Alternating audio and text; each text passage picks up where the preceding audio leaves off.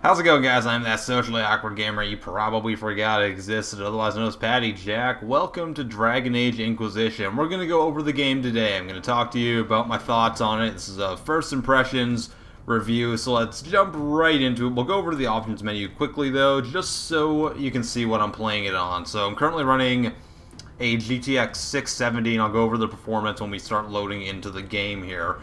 So let's head over to graphics options and go through everything so you can see what I've got it on. It's mostly high, a couple ultras, and yeah, it's pretty high up there, and I'll talk about how the game performs in a second here. Okay, so let's load into our game. As you can see, I'm about almost 13 hours into the game at this point. This is actually the second game I started, so I'm probably at about 13 and a half hours. I didn't like the first character I made, so I elected to restart the game. So what is Dragon Age Inquisition? Well, it's the third game in the Dragon Age series. This is one of my favorite series ever. I'm a huge Dragon Age Origins fan. Like most people, I'm very disappointed with the second game, so we're going to talk about the third game in retrospect of the other two. We're going to talk about what this game does differently, how it performs, if it's like a decently playable game or not, and things like that. Okay, welcome to Dragon Age Inquisition. So let's talk about the performance of the game first, because that's obviously going to be a pretty big thing with a lot of PC gamers, considering EA and a lot of other companies, especially Ubisoft, have had some pretty rocky PC ports in the past. And does this game perform very well? At times, yes. It definitely doesn't perform poorly that often. Although I will say, because I'm recording right now, I've dropped probably 6 to 8 frames, so... And again, I'm running this game on a GTX 670, which is getting to be a bit of an older card at this point, and it's running about as well as I expected it to. However, that doesn't necessarily mean it's running well. In certain areas of the game, you're going to be dropping to below 20 frames in certain areas, even if it's only for a split second, and to be honest, it's kind of annoying. I expect more out of my game than dropping below when I'm running a decently powerful graphics card. And this game definitely has areas where you're getting up to, say, 60 or even above 60, it looks like, but every now and then it seems like the game locks at 60 as well. It's very inconsistent in how it handles frame rates. Like, looking over here, I can get down to 30 frames. Looking over here, I'm getting back up to about 45, hitting 50 in certain areas. It's just very inconsistent, and I'm not surprised. They've got a lot of stuff to render in this game. If I look back over there, the reason the frames are dropping is because there's a lot of NPCs doing their own NPC tasks and stuff. So I can kind of understand that. And again, I'm running this game on mostly high settings. It's very inconsistent, but at least it does hit that 60 frame cap. So, I mean, it runs decently well, and I think if I had a little bit more of a beefy system, it would be running well, but I can't really say anything about that other than it's serviceable for the most part. However, it's not the most incredibly optimized game I've ever played. That's for damn sure, so, yeah. They could have done a bit more, I think. Maybe a couple patches will help. I'm not sure if I'm running the beta drivers around. Probably not. Maybe that helps as well.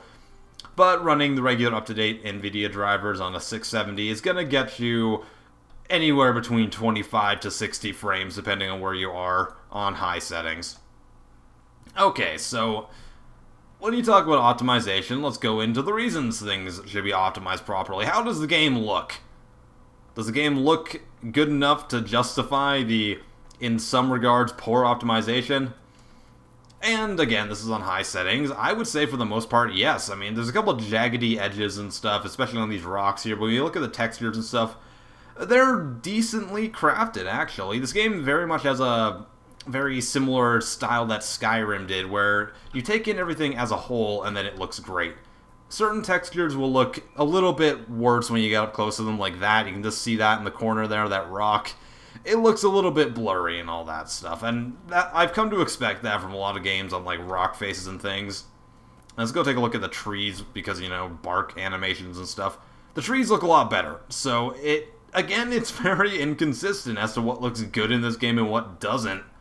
But I think when you look at the game as a whole, and you take it in as when you look at the whole world rather than looking at each individual texture, it looks pretty decent, and I actually quite like the art style they've gone with.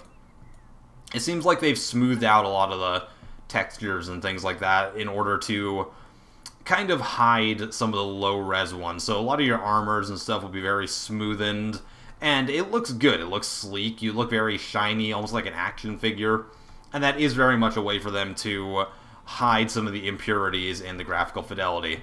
Okay, let's get into some combat here. So let's go and do some combat. I'm going to show you most of the action combat. I'm terrible at the tactical stuff. That guy's running away from me for some reason. I think it's because I went invisible, and he doesn't know where I went, so invisibility is kind of a good stealth tactic. I'm playing as a rogue right now, so I have, like, all the backstabbing and, like, invisibility tactics and things like that. So I do a lot of damage per second as well. So I've used my invisibility right here, so he can't see me and I can get in close. I can use this kind of as a really good sneaking up tactic. And then what we'll do is we'll do our jump attack here, and then I'll kind of our backstab tactic there, and we'll just start wailing on him until he dies. The gameplay feels very... I wouldn't say it works extremely well on the PC. I would highly recommend giving the controller a try, because if you're trying to do the action combat on PC, it feels really clunky at times. I find myself losing my cursor a lot. And when you look at the environment you're in, like, you can see my cursor moving around here, but, like, when I stop it, I find it very hard to, like, keep track of it when I'm in the middle of a battle a lot of the time. When you're trying to move your camera, your cursor disappears and all that. And it's very hard to keep track of it.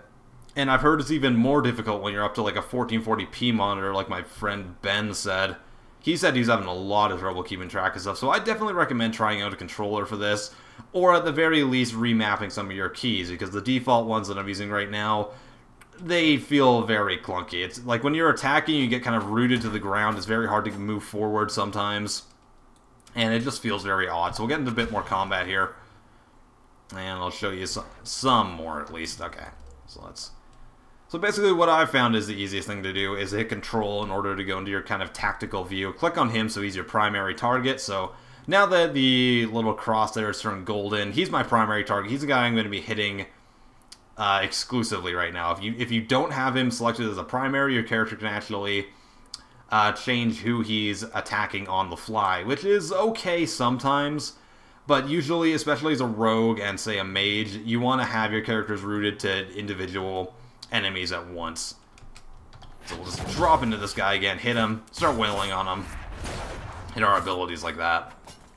See what I mean? You can get very rooted to the ground sometimes to start hitting the air, which isn't the greatest thing. Okay? So what we'll do, we'll throw in some sleeping powder, try to hit him again. And that actually did a lot of damage to me, which is not extremely useful. Okay, well, so we'll heal with a potion right there. Oh, there's another one of you right there. I didn't even notice that guy. He's not going to notice me after I do that. So, like, the combat looks really cool. It's very responsive for the most part. But, unfortunately, the responsiveness is in how your attacks work. It's not in, like I said, you can just get rooted to the ground like that. And enemies will run away from you faster than you can attack towards them. So you have to be very... You have to really watch what you're attacking, and if an enemy gets anywhere outside of your grasp, then you're just not going to be hitting anything, and you're going to be wasting your time. I've also found that the AI, unless you tweak them a lot, they end up doing a lot of things that you don't want them to do. So, as a rogue, usually when I'm playing, I want to go in and take out all the archers that are around things, but I want my tank, like Cassandra, who's following me right now, I want her to, say, focus on the big guys so that they don't draw... so that the attention isn't drawn towards my mage and my other rogue. But a lot of the time, Cassandra will just start running up and attacking whatever I'm attacking, even if I tell her to go and attack the big guy instead, rather than hitting the little archers that I'm trying to take care of. So when she does that, that means that the big boss characters that we're not focusing on go towards the mage, and then my mage dies almost instantly, and it's really irritating. So, thankfully they have a whole system where you can change how your companions and how your character react to the combat. which is good, but it in my opinion, requires some heavy tweaking because they can be pretty dumb at certain points. I've also run into issues with the AI pathfinding where they will randomly run through groups of enemies when you were actively trying to avoid them. Because this is an open world game, you can do that. You can do it pretty well to a certain extent. But the AI can kind of get you into a messy situation. I've also had the AI randomly target miscellaneous animals like those sheep, goat things over there, and just kind of start chasing after them. Or they think they're in combat when they're not, when it's just like a fox around them for some reason. And I really couldn't tell you why they decided to do that. Thankfully, they do have a button where you can get them out of combat, but it's kind of annoying when you want to fast travel, or if you get into another combat scenario and your party members are nowhere to be found. That causes a lot of problems. But other than that, the gameplay looks great. For the most part, it feels good, and I still enjoy it, despite the slight keyboard mapping issues I have and such. Okay, so let's head over to one of our camps here. So this is one of the maps in the game. There's a lot of maps. There's a lot of areas to explore in the game. This is an open world game, and in a lot of ways that's a great thing. In a few ways it's not so great either. So the world, all the different areas in the world feel expansive. I haven't found everything in the Hinterlands yet, and I've been playing predominantly in this area for most of my play. I've also been to the rainy coasts and to the desert area. There's a few more. I found some dwarven ruins that I was in for a while. And everything feels different. Everything has its own different aesthetic feel, and we will actually travel this time. I realized I said that and then didn't because I'm an idiot. Okay, where should we go? Probably go to the town? Go down to Redcliffe. Can I travel there? No, I can't travel directly there, which is kind of irritating, gotta say. I can travel to the crossroads, though, I believe, yeah. It's like a refugee location. Yeah, so each area feels very distinct, and they all look really, really good. I haven't found an area yet that looks subpar compared to another one.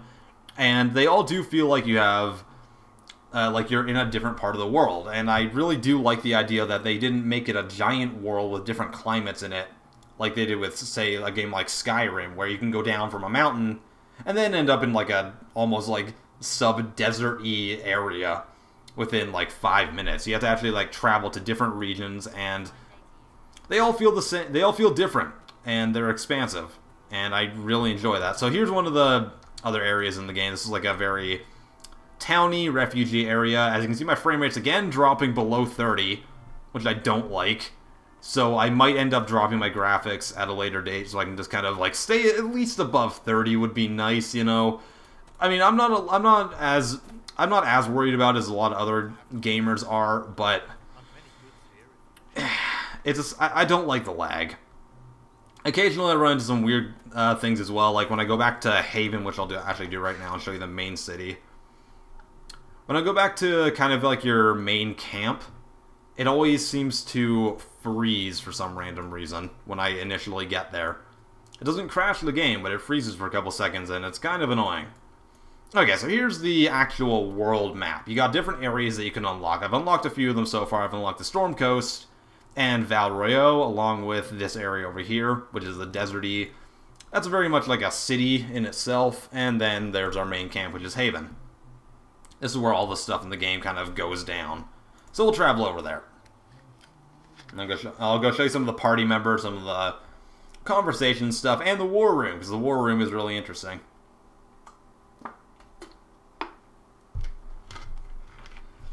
Now, the benefit of having all these really expansive areas is there's lots of stuff to do.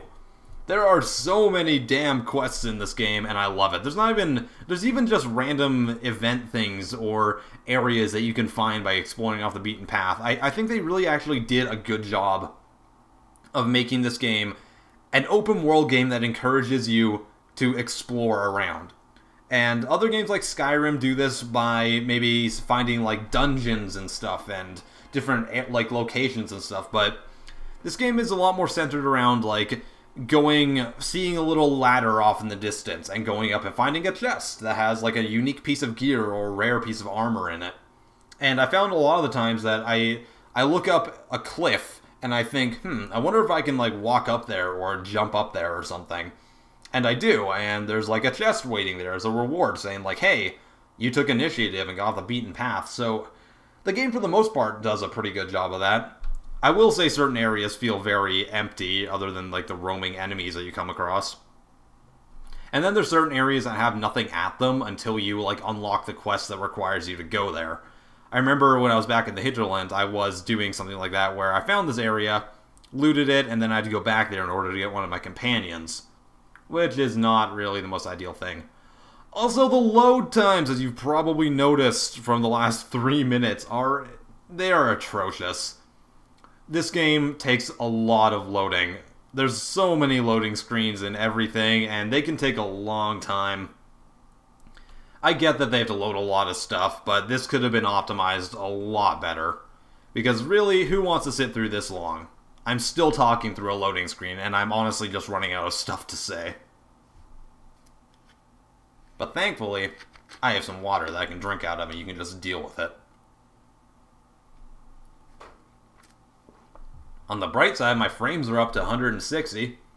That's great, right? So, like some of the conversation, it's pretty much what you'd expect from, say, Mass Effect or Dragon Age 2. It gives you a decent amount of choices, but they still use that kind of rotating wheel so that your character can actually have his own voice and personality. And in some regards, I like that. Okay, that was what I was talking about. Every time I go in here, as soon as I go up the stairs, the game decides to freeze, which is kind of annoying. I've only encountered one crash in the game, though, and that was when I first started it up in the character creation screen. And other than that, the game's been pretty stable, but I have heard from other people. I know someone's been having a DirectX error and has had a really hard time playing the game. But it seems to be slightly more stable than most EA releases initially are. Let's talk to Varric over here. I'll try to keep this all spoiler-free. Or don't let me talk to him, whatever. Okay, so you know in Dragon Age Origins how every conversation, and in Dragon Age 2 and Mass Effect, they all have like their own cutscenes to it. This game does it a little bit differently. You still have those cutscenes, but a lot of your dialogue ends up being in this kind of half screen that doesn't bother to load in a cutscene. And honestly, that's kind of okay, because the cutscenes default to 30 FPS, which is really weird. There is a fix for that, though, so you can go figure that one out, and that'll boost your cutscenes up to 60, which looks a lot better.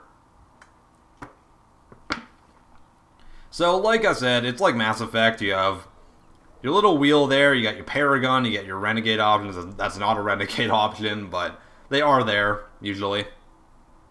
So I was asking him about red lyrium. The red lyrium we found at the temple seemed to upset you. My brother Bartrand and I So, discovered red lyrium during... your character has his own voice. You can actually choose 2 for the males, and I would assume 2 for the females as well. And one of them was very gruff voice. I went for the more British accent, because the gruff one sounded really ridiculous on my character, to be quite frank. So let's go through a couple more options.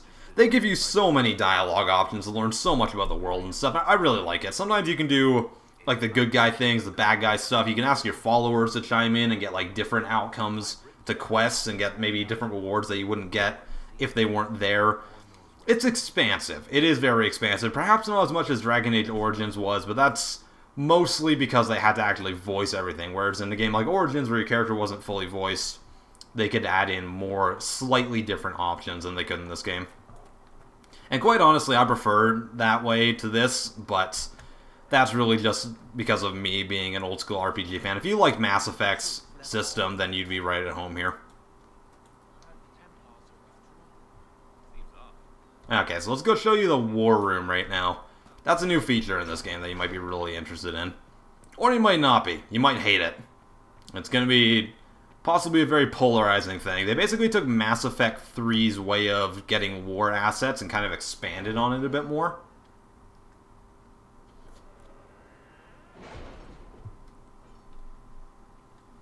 So we'll head on into it here. My load times seem to be taking even longer than normal. It might be because I'm recording. That's always a possibility. Okay, so this is what's called the War Room. If you played Mass Effect 3, you might be like somewhat familiar with this style of mission systems and whatever you call it. I'm not really sure. So the game takes place in two places, Orlais and Ferelden. So we'll go over to Ferelden. It's just like two different sides of the map. And you see all these little areas. And some of them are quests that you can start, so you have to use up your Inquisition power. You gain Inquisition power by closing rifts or completing certain quests and things like that. And I have 38 power, I need 15 in order to start this quest. Okay, and then what we can actually do is, other than the main quest, we can send out people to do little side missions and stuff that take like a set amount of time. They aren't all quests that you can actually go on, which is kind of disappointing. Someone's messaging me on Steam, and I swear to God I'm going to be very angry at them if they don't stop. Okay, so the first one here is one we've already done. So we sent this chick out to do whatever she does, and then we get a reward for it. That's kind of all those ones are. It's actually a lot like a cow clicker Facebook game, which is very concerning to me. But, you know, can't really do much about it. Okay, so we'll go do one over here. Rescued soldiers. So what you do is you get to choose like a different way of handling each mission, and it can have different outcomes and based on which one you choose. So this one we have to go and find some missing soldiers. We don't actually get to go on this mission, we just choose who we want to send on it or what we want to do in order to solve it. So I think we will send out a few scouts. That seems like the most logical option for me, instead of sending out a bunch of forces to go find them. And what this does do, sometimes when you do this type of mission, is unlock a new area that you can then go to. And it also unlocked a mission for me, which is nice. And we won't venture forth there yet. Okay, so we'll go over to Orlais now, and it'll show you the other option you have for missions. Okay. So here's the other option. You have 3 advisors in this game. You have your military advisor, your spy advisor, and your kind of political negotiations advisor. And you choose one of them to go and complete the mission. And you can see down there it takes a certain amount of game time in order to do it. So some of them take less time than others, depending on what perks you have and how suited they are for doing the job. So we'll choose her. We'll choose Josephine to do it, because it takes her less time. Again, I don't like this because it feels very cow clicker-y to me.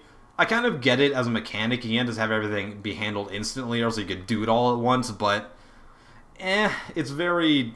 It puts a bad taste in my mouth, to be honest. At your service. So we'll get her to do that. Then we'll head out of there. So this is also where your main missions are and stuff, so I could choose these as my mains and then go do them. I won't do them because, you know, spoilers and stuff, but, you know. You know how it is.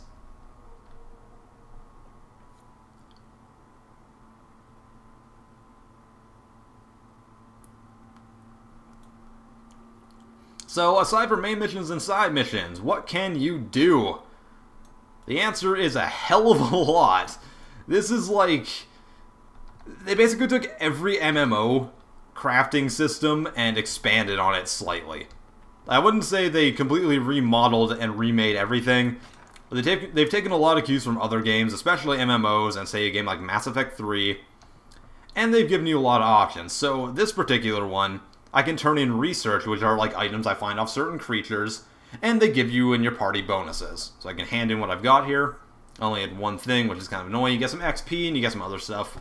If you hand in enough, you get extra influence, like I just did, and things like that. So influence, like I said, is how much like it's kind of like the war assets in Mass Effect 3. The more you gain, the more you can do, and just the more power your Inquisition gets. Okay, we'll head over to some of the other crafting stuff. I'll go show you the blacksmithing, I think, because that's the easiest one. I think that's the one I have the most items for as well. Other than elf fruit. I have so much elf fruit. It's not even cool. There's so much. Yeah, this area seems to be very choppy for me at times, and I'm not particularly impressed. It's actually freezing more than it does normally, and I'm gonna chalk that up to the fact that I'm recording, so... Take that part with a grain of salt. Not to say it doesn't happen in this area, but it's happening more often. Okay, so let's do some crafting. This looks like an MMO, doesn't it? It pretty much is. We'll go make some armor. That sounds more enjoyable. Okay, so here's all the armor I have. You have to actually find, like, the schematics for the armor before you can make it. And then there's actually some really interesting things you can do with it. So, if I want to make a sturdy scout coat, that's cool. It looks like that. It shows that on your character. You can make it for any character, but it just shows you as the base character style.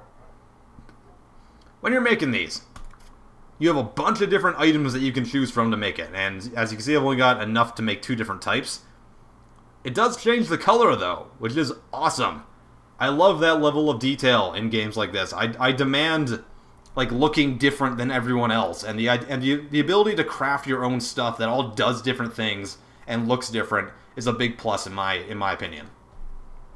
So as you can see, if I wanted to do canine leather, I get bonuses to dexterity and flanking damage. If I want to use Truffalo hide, then I get like plus percentages in critical chances or cold damage resistance. Dragonling scales gives me fire resistance and things like that. And it all changes how your armor looks.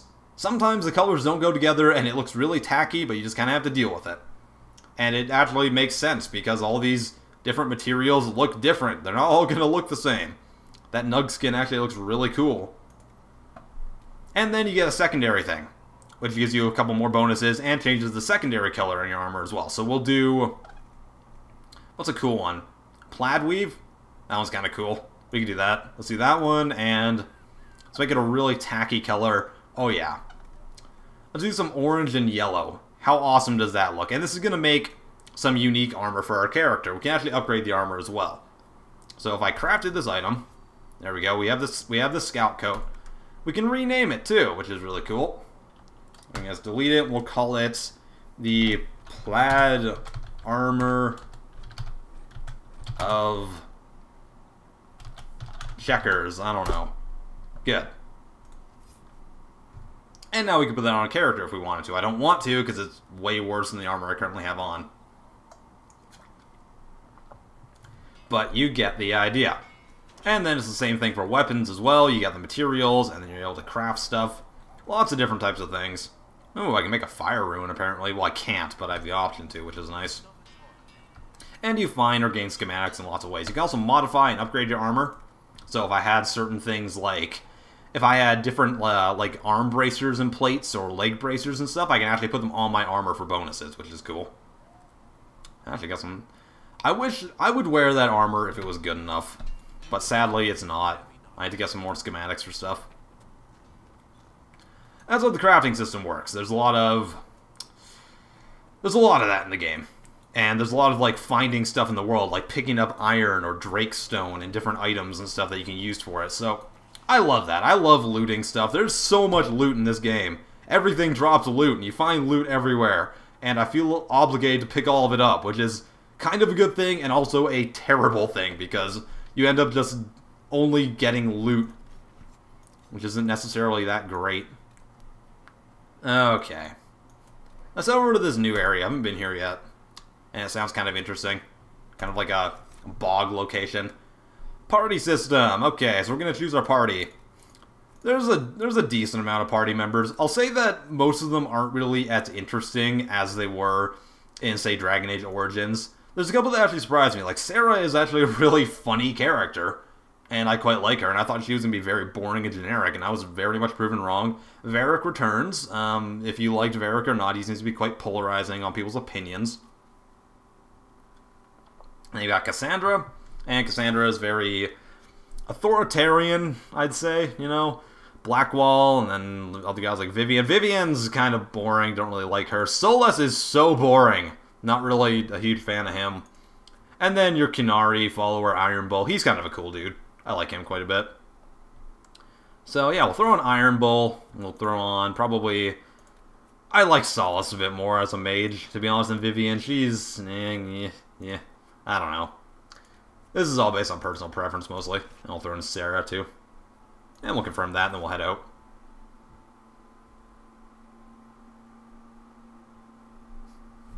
So the level up system has pretty much remained the same as it did in Dragon Age 2, where you kind of have like the perk trees that branch off with different stuff. Very much like Skyrim's kind of like choose your perks and then they branch into this and that and blah blah blah.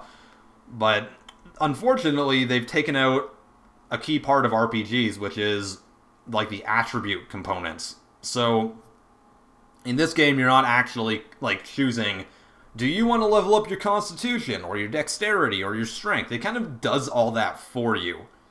And, you know, at first I was very against it, because I'm very much like an old-school RPG fan. I like to be able to level everything up perfectly and to my liking.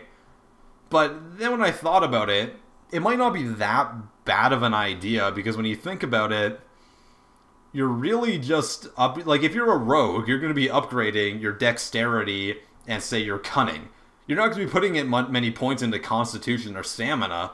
And when you think about it, it might be a bit of an arbitrary thing to have in there in the first place.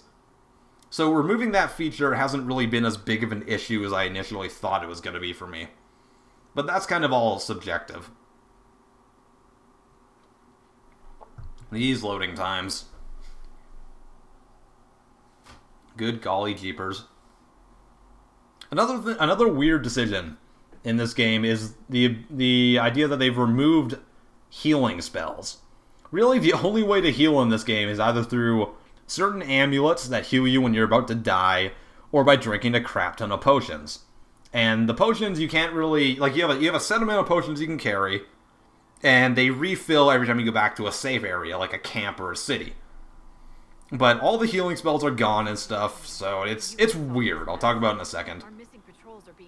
Every time you go to a new area, you meet this dwarven chick, and she basically gives you like an initial quest to go do, and then it's just a big open world area that you can explore. Okay. So let's get through this one quickly. I wouldn't count on it. These Avar don't seem to value diplomacy. Getting to our troops won't be easy. You'll have to fight your way through undead. Wait, you're not squeamish about undead, are you? Yeah, so you get to do a lot of personality choices and kind of interact with her in different ways. And with all the other characters. Like, all the dialogue is, again, really great, top-notch. All the voice acting is fine. Like, up to the standard you'd expect from BioWare. I really have no problem with it. So we'll just go generic good guy right here. I appreciate it. The Avar are holed up in the castle on the other. The character creation system's actually really good as well. I quite enjoyed it. I'd say that there's a few flaws in it, especially with like the facial hairstyles and stuff, because they all look very similar, and I feel like they were missing a few. But generally speaking, they've got lots of sliders. They kind of streamlined it very well, so you kind of just like drag everything around a square. Again, someone's messaging me, and I'm going to be freaking irritated at them if they keep doing it. When I find out who it is, they will receive my ire. And this place looks pretty cool, actually. Again, this place looks very different than the Hinterlands did. Way different than Haven did. And this game looks really good. Like, as a whole, the game looks fine. Okay, something is going on right now. Those seem to be zombies of some description. Let's go say hi to them with our swords and whatnot. Yeah, there's lots of nice particle effects. The Frostbite engine works really well. Everything, all the fire and the ice effects on screen look great. And I don't really have that many complaints about how the game looks, to be honest, other than the fact that it doesn't perform that well all the time. I like the addition of like certain destructible terrain and environments and stuff that can like give you cover, or you can use it to your advantage every now and then. It's great. And there's a landmark over here that we're gonna go grab, actually. Where is it? Yeah, so there's so many things to discover on these maps. Like, that's a landmark. You get bonuses for that, like XP and whatnot. And there's a quest over there. That's a requisition quest. We'll head over to the camp. Again, though, they've added in a lot of stuff to do, but they've taken out a lot of things that make this, like, an RPG of, like, classical descriptions. Again, like, taking out healing spells is really weird. I kind of get why they did it, because they want you to be very much vulnerable. They don't want you to heal up after every battle. You need to, like, really pick your battles in this game. And it's a challenging game. I'm playing it on normal right now, and it can still kick my ass, especially even in the early levels. Like, the world levels themselves are built around, like, a level system. So the Hinterlands, the first place you go to, is not necessarily all low level. There's areas in it that I would still not go to after 13, 14 hours of play, because they'll kick my ass. There's other stuff. I can level this guy up, actually. I can show you the level up system now. So we'll just auto level this guy up. And as you can see, it's very similar to Dragon Age 2. It looks pretty much the same. And then you can go in here and, like I said, change all his behaviors. And then the attributes, unfortunately, they kind of automatically do it for you. I don't hate it as much as I thought I would, but I kind of hate it at the same time. Okay, so we can actually use our mage here to energize whatever this is. I really want to kill something. That will make me feel a lot better about being here. Okay, good for you. Well, I guess Solace, our mage, should do that. Whatever he just did. He might have just angered... Okay, we angered something. And now there's evil undead things coming after us. Alright. Like, the gameplay feels solid. If you liked how Dragon Age 2 did things, it feels great. You can go in the tactical mode here, but honestly... The tactical mode, again, feels clunky. It feels very difficult to make your characters do what you really want them to do. So I'd much rather actually just stay in the regular combat mode, even though it, again, isn't the most polished thing. A lot of the times your camera will get stuck in like areas like this, where it's very hard to see what's going on at all. And the game really doesn't give you a whole lot of tutorial on how to do the combat. You kind of have to do it trial and error. But through trial and error, I've actually found a couple of neat tricks that aren't like necessarily... They aren't really a game feature. They're just something you kind of figure out. Like, say you freeze an enemy and then you do like a jumping attack on him that shatters the ice. That's a cool feature, right? But I've discovered other things like hidden stealth mechanics in the game that I just kind of figured out. Say, if I use my knockout powder here and put someone to sleep, I can just, me and my entire party can just walk by them and no alarms are raised or anything. And that's pretty cool. Like, the game gives you a lot of, like, new things to figure out that kind of go to your style of play. It's really cool. And say when you're, like, fighting, like, a rift orb or whatever, you can, like, you can cause it to kind of, like, mildly explode and stun all the demons around it. That's, again, like, a really nice touch, and it gives you lots of options on how you approach every battle. And my god, there's a lot of ways to approach every battle and quest line and everything. This game gives you so many options in how you do stuff. I remember last night I was assaulting a keep, and did he run away somewhere? He did. That's very disappointing. Go to sleep! Thank you. I don't think sleeping really works if you're attacking them, but whatever. It seemed useful at the time. I guess let's get rid of these guys. Oh my god, I don't know what happened. Sometimes weird things like that happen, where you just fly across the screen, or you get stuck on terrain when you're trying to, like, attack someone doing, like a leaping attack or something. That's all due to it being an open world game and giving you, like, all this terrain obstacle stuff. It feels not so great all the time, I gotta say. Like, this is kind of clunky trying to walk on these rocks and stuff, you know? It's, yeah, the movement's very... Yeah, I guess the way to sum up this game is that it's very inconsistent. When it works and when it does everything as intended, it's amazing. It is a joy to play. But every now and then you run into these weird glitches where, say, a squad of enemies appears like 2 feet in front of you and you're like thrusted into combat when you really don't want to be. Your party members can act pretty dumb sometimes. And it's just like other weird things, like you can't swim. Like if I jump in the water right now. Okay, that's not, like, deep enough water, apparently. Disturbing the water draws them out. Oh, it does. Okay. That's coolsies. Apparently we're not supposed to go in the water. I remember I jumped into some water that was actually, like, over, like, it was deep water, and it just kind of, like, teleports you back to shore again. It's weird to me in an open world game that you wouldn't have the ability to swim at this day and age. Like, why not? There's really no point. That's weird. But yeah, the game gives you so many choices in how you do stuff. Like, you're not bound to, say, going through an entire area at once. I have tons of reasons to go back over to the Hinterlands again. Because I haven't done everything there, you know? I've got tons of things yet to discover. Entire new areas that I haven't explored that I can't explore yet because they're too high of a level. Or I have to go to a whole nother area just to get an item and go back to there just so I can complete, like, one quest. It's great. And when you're, like, attacking keeps or something, like I was saying earlier, I found like this keep and everything, where I had to go like kill an enemy boss so I could go get his key so I can get into another area. I tried assaulting the main gates and I got my ass kicked and died. So I rationalized that I would go around it and see if I could get up there. And I ended up being able to get up to this kind of balcony terrace that led me straight to the boss right away.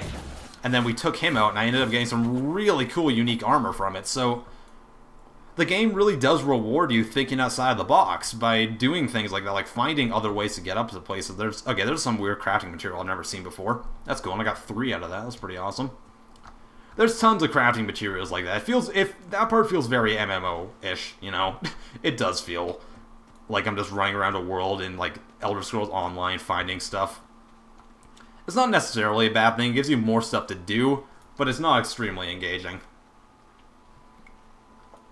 But this game has so much to do.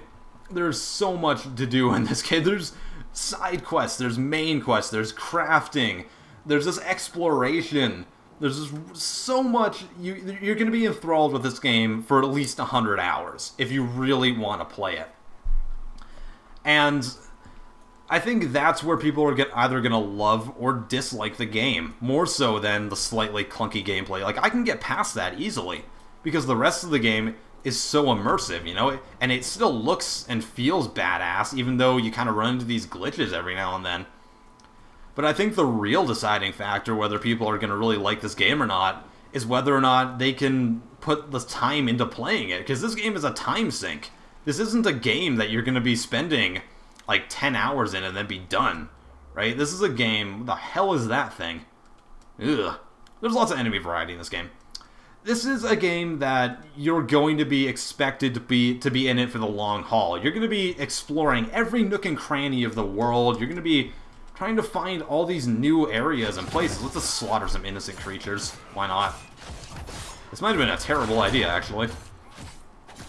When you play this game, you're expected to beat it. You're expected to put in 100 or 200 hours. Because if you just go through 20 hours, you're not going to discover anything. You're going to get to the Hinterlands and then get bored. But you need to really be in it for a long time. You need to really, really put the effort into this game and play through 60 to 100 hours and get through more than just the main story. You should really be playing every part of this game. And if you don't think that you have the time to do that, then I'd say that you should probably hold off on buying it. But if you're the type of person who likes to get sucked into a game and play it almost exclusively for a long time, then go for it. This is a game that I do see myself playing all the way through. This is a game that I see myself sinking tens of hours into. Like, probably over 100 hours. Because I love this style of game. And I haven't done that or felt that way with a game since Skyrim came out. That was the last game that I really felt like putting hundreds of hours into. So, if you liked Skyrim, or if you liked Dragon Age Origins, like games that you're going to put a lot of time into, then check this game out. But if you're looking for a game where you want to do a single playthrough and then be done with it, maybe not. So, that's my opinion. Is this game good? Hell yes. Does this game have problems? Hell yes. There's a lot of glitches. There's some optimization issues. Honestly, the PC port feels like it was optimized for consoles. The controls are clunky. They could have smoothed those out on the keyboard easily. But despite all that, despite all the things that are wrong with this game, I feel like the game just makes up for itself. All the issues feel like non-issues when I go and find this awesome side quest, or find this really cool, unique blade, or just like meet a new character that I really enjoy, or find new enemy types, or craft my own armor and stuff. The game really does make up for itself. For all the flaws it has, it's got just as many things that make you just say wow at that game. And it's still got the little mini conversations that the characters have. It's great. You don't think so? You ripped him a new one. It was great. I love these guys. Violence is a means to an end. So, It isn't appropriate to celebrate. this is a review for the single player of the game. I haven't touched the multiplayer yet. I might do another video on that in the future, but We have fought living this is Dragon Age Inquisition. If you like RPGs, go check it out. If you like putting lots of hours into a game, go check it out. If you like customization, go check it out. If you can handle weird glitches. Go check it out. And if you don't mind dropping below 60 frames, go check it out. I am PattyJack. I will see you guys next time.